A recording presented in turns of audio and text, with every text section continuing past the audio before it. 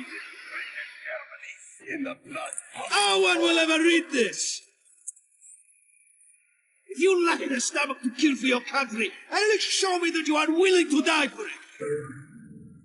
让情绪不好的切尔诺夫担任旗手后，雷泽诺夫与迪米特里来到了国会大厦的广场之上，那是一切罪恶的源头。而这一天也是属于他们的复仇之日。雷泽诺夫也实现了自己的诺言，将战火带到了敌人的土地之上。此时双方都已经杀红了眼，苏联红军不顾敌人的枪林弹雨，悍不畏死的向着前方冲去。退无可退的德国士兵从大厦之中源源不断的冲了出来，而迪米特里则顶在了最前线，将这些试图反扑的敌人死死的堵在了门口。随着封锁线被打开，担任旗手的切尔诺夫率先冲了上去，但敌人的喷火兵却突然出现，将切尔诺夫烧成了重伤。见战友命不久矣，雷泽诺夫也展现了自己暖心的一面。他小心翼翼地将切尔诺夫的日记放进了自己的怀里，但前方的战士可不能耽误。在雷泽诺夫的带领下，他们径直杀进了国会大厦。此时的敌人还在做最后的零星抵抗。往日奢华的国会大厦，此时已是一片狼藉。战友们抢占了一切可能的优势点，面对势不可挡的苏军，敌人的残兵败将根本无法阻拦。就这样，迪米特里随大部队一路杀到了国会大厦顶层。此时的卡秋莎弹幕依旧还在不停地席卷柏林。为了宣告属于他们的胜利，迪米特里拿起了自己祖国的红旗，一步一步地向着前方走去。可就在迪米特里即将享受胜利的喜悦之时，一名敌方士兵却突然出现，一枪将他打成了重伤。下一刻，带着滔天杀意的雷泽诺夫毫不犹豫地从后面冲了上来。